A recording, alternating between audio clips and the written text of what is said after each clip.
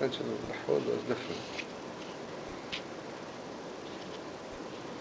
What's the difference since it's a principle of compromising? The principle is because what I heard what they were going to do with the country. Uh-huh. Before I didn't hear. Okay. So I said screw them in the past. But then after he told me what he told me, then I said to him, compromise. Thank you, sir.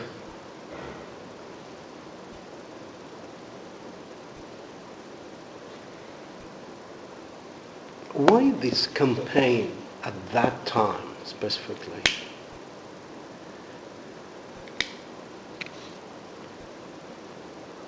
I think it was 0 hour coming close to killing my father. The 0 hour was coming close. Is that what you said? Yeah, to kill my father. Yeah. You see, it started with a political process. Mm-hmm. First of all, they extended Lahul. Okay. Second, they developed what I would say a war cabinet, council of ministers.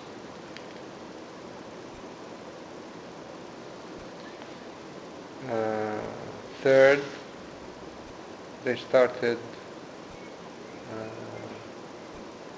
pushing, they tried to kill Marwan Ahmadi, sending a message to Walid Jumlat and Rafiq Hariri.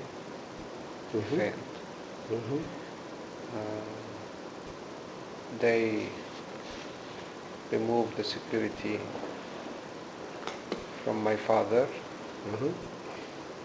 and then a campaign, and then also Michel Aoun, trying to get Michel Aoun back. It's a process. It's a process. Yeah. If they wanted to get rid of the whole political,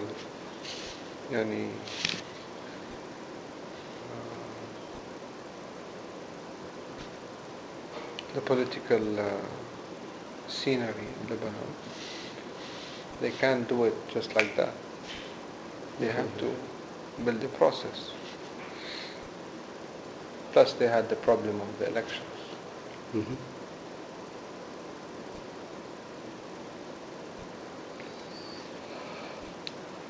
What was the reaction of your late father to the campaign, this campaign that you're talking about? I think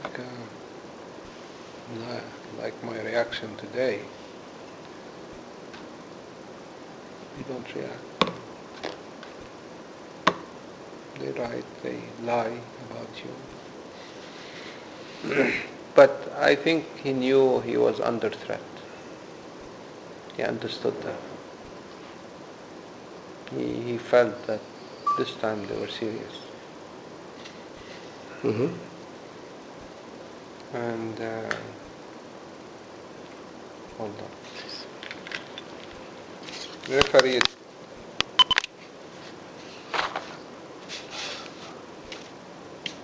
So, as you stated, you didn't react. Your late father didn't react to this campaign. No. I think my father, maybe we're getting a little bit philosophical here. I think after what happened to him on the boat, his blood pressure went down to 2%, 2 or 3. I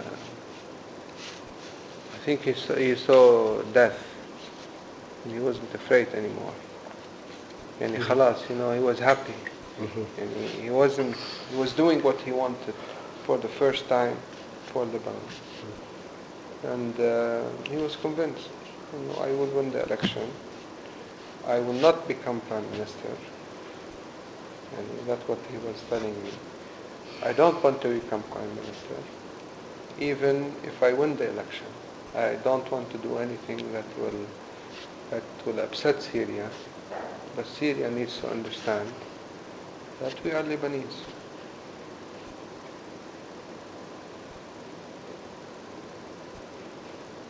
he was trying to get the independence of Lebanon peacefully, and trying to convince the Syrians that this getting an ally with you that can help you and can further the relationship between Lebanon and Syria built on solid grounds was the right thing and the right choice for Syria and Lebanon. The Syrians didn't want it. The Syrians wanted, to put the hand, because Lebanon was a cash cow. Medina Bank, the casino, every time a Syrian comes into Lebanon or goes out of Lebanon, it was heaven for them. The income from Lebanon into Syria every year was 2, 3, 4 billion, it depends. You had 800,000 Syrian workers in Lebanon. So it was this is how they wanted it. You stated that your father at certain time felt threatened. Is that correct? Yeah. Yes. Did he undertook any kind of security measures to increase the security measures when he felt this threat? Sometimes he would accept to have convoys, fake convoys. But my father was, unfortunately, he never listened to the security. Okay. And he wouldn't, although we had, I remember before leaving, I said to him, don't go out from here, go out from the parking, listen to Abu Tariq, listen to the security, don't drive. No, she wouldn't. Organizationally, Abu Tariq would report to whom?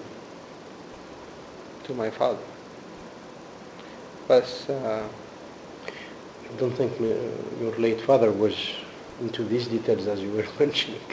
No, he wasn't in the details, but let's say who would form the convoy, you mean? Yeah. Who would, it would be between,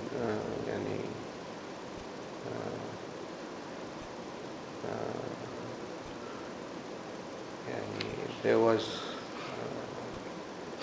I would guess Abu Tariq would lead, actually there would be the one from the Lebanese ISF. And there was a method of training that they trained on, how to be in a convoy, how they change the cars and that. Mm-hmm. And it was either Abu Tariq or Jamal or Muhammad Diab or whoever was, the senior. For instance, usually Abu Tariq used to ride in front. Mm-hmm. In the car ahead of my father. Mm-hmm. A month or two, he started riding, in the back tail of my father. Mm-hmm. It was his fate. Yeah, but at the structure level, Technically, administratively, let's say, Abed would be responsible for, the people's bonuses, all of that. Increases, but he would take instructions from Abu Tariq. And he wanted to give them bonus. And Abu Tariq would, get it from my father. Yeah. For instance, there was a yearly, let's say, bonus. And that bonus, I would give it to him.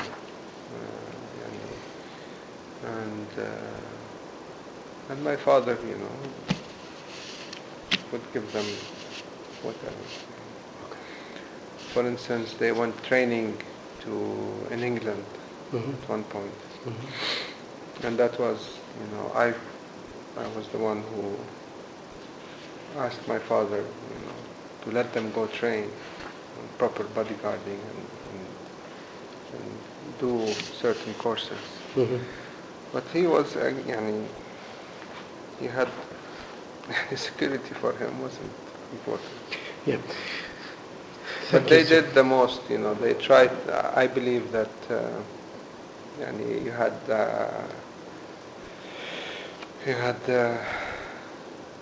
Abed, who was much more professional than Abu Tariq.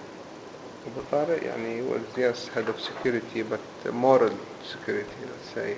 He was the guy who was there for the past 30 years or 20 years. Mhm. So he was, but technically the people around him, like Muhammad or Jamal, and the people who were responsible for the Jami, which is, what's his name? Hussein? Not Hussein, I forgot. Mhm. And these guys were learning. They wanted to learn. They wanted to do something. But my father wouldn't let them. Yeah. Thank you. Is it just, uh, are you aware of any plans being prepared for your father to go to Damascus on the 15th of February 2005?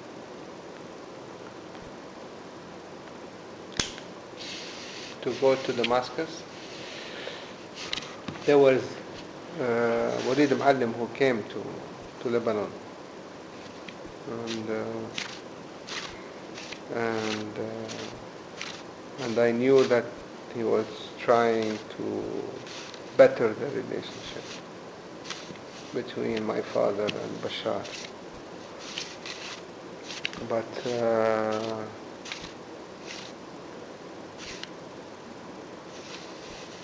I believe that that was not true. And I know that Walid Alim came and he saw my father, but the Syrians work in a funny way, and not in a funny way.